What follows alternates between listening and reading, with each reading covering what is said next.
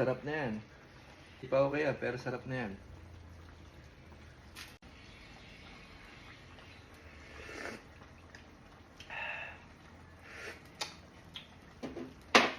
Repolyo na lang kulang. Sarap na yan. Okay na yan. Tuwin natin. Sarap na yan.